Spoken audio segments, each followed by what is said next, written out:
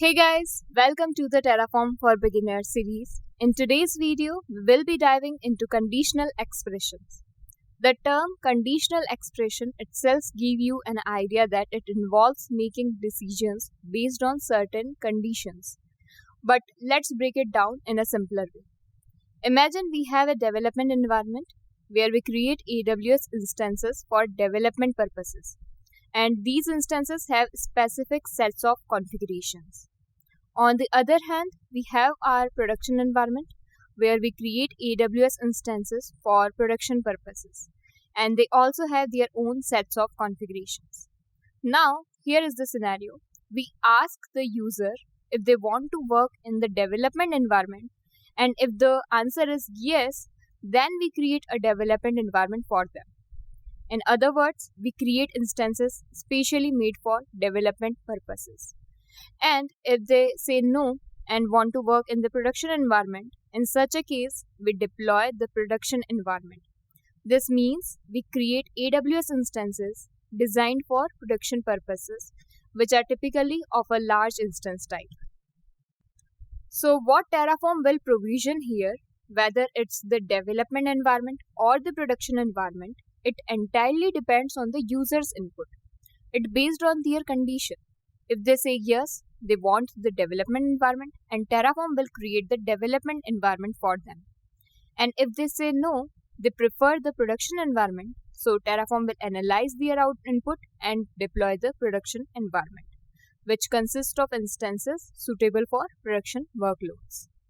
This entire scenario is what we call conditional-based decision making. In other words, here Terraform makes decisions based on a condition and determine what to provision and what not to provision. I believe you now have a theoretically understanding of what conditional expressions are used for. However, to truly grasp how to use them effectively, let's switch to the VS Code and implement this practically. Today, we have a file with EC2 instance resources, and inside this file, there are two AWS instance resources. One is for our development purpose with an instance type of T2 nano and the name devEC2. The other instance is for production purpose with an instance type of T2 large and the name prod EC2. However, if we run the Terraform plan command right now, it will create both instances for us, the development one and the production one. But we don't want that. We want to take input from users to determine which environment they want to create. And based on that, we will provision the appropriate instances using Terraform. So, to take input from the user, we will declare a variable in our variables.tf file with name is devenv, which will have a boolean type. In a boolean type, the value can be either true or false. The name of the variable itself makes it clear why we are creating it. If the user sets this variable to true, it means they want to create a development environment. Then Terraform will provision the instances meant for development. And if the isDevEnv variable is set to false, that means the user doesn't want to create a development environment but instead wants to create a production environment. Then in that case, Terraform will deploy the production environment. So up to this point, we understand that the user will provide a value of true or false for the variable. However, just by receiving true or false values from the user, Terraform won't automatically know whether to create a development instance or a production instance. This is where conditional expressions comes into play. Here we will use a condition based on the var.isDevEnv variable, and if this variable has a value of true, it means we want to create the development instance. And if the variable has a value of false, it means we want to create the production environment or provision the production instances. So now let's understand how to write conditional expressions. In a conditional expression, we start with the condition followed by a question mark and then the true value followed by a colon and finally the false value. This means that if the condition is fulfilled, we perform the action specified after the question mark. And if the condition is not met, we perform the action specified after the colon. This is how a complete conditional expression works. So let's create our own conditional expression based on this. We will write it as follows: var dot is devenv equals to true question mark 1 colon 0. This means if the user provides a true value for this variable, then we want to create the development environment. But if this condition is not met, this means the user provides a false value for the variable, and in that case, we do not want to create this instance. The 0 after the colon indicates what action to take if this condition is not met, which is not to create this instance. However, just writing this conditional expression here won't make our instance not be created. As we learned in the previous video, the count parameter determines how many times a resource should be run. So here we need to use our count parameter alongside this conditional expression. Whatever result we get from the conditional expression will go into our count parameter. In other words, in scenario 1, if the variable has a true value, then our condition will be fulfilled and we will get a result of 1. Which means the count parameter will be assigned a value of 1. This is shaping up quite straightforwardly, almost as if we were directly writing count equals to 1. So when we write count equals to 1, you already know what it means. It implies that this particular resource block should run once. And if it will run once, then our development instance will be created.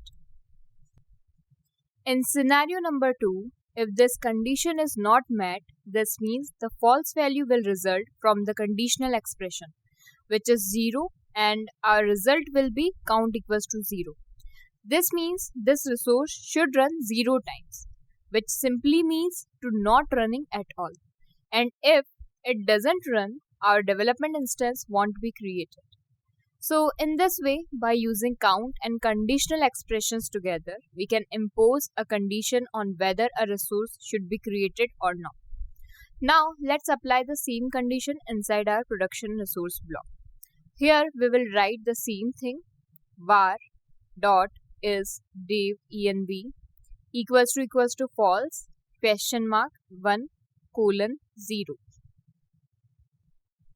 This means if the user sets this variable to false, this indicates they don't want to create a development environment and instead want to create a production environment or production instance.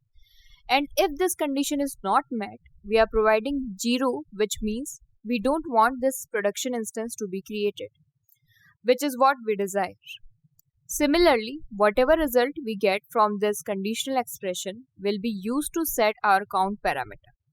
So, if this condition is fulfilled, our count will have a value of 1, and in this case, our production EC2 instance will be created.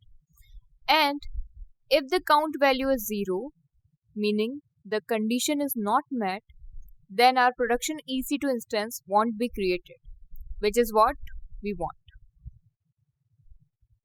One more thing to note here is that if, for example, the condition for the production resource is met and we want to create 2 production instances, then we can replace the 1 with 2.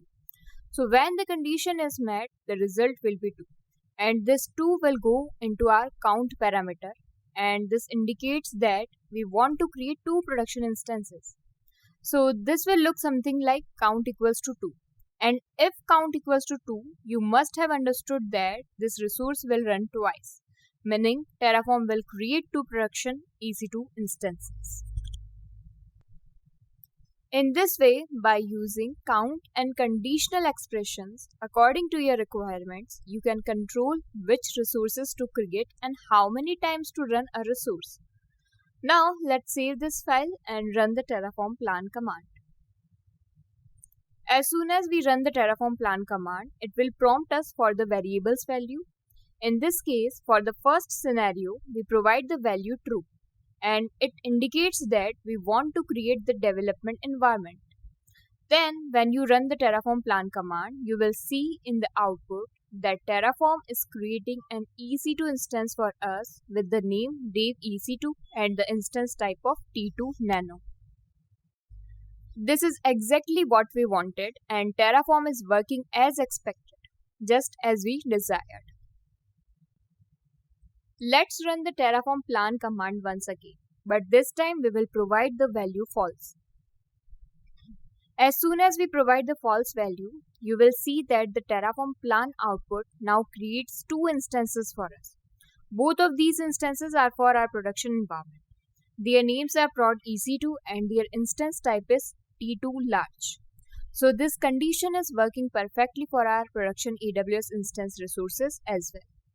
And this concludes today's discussion on conditional expression.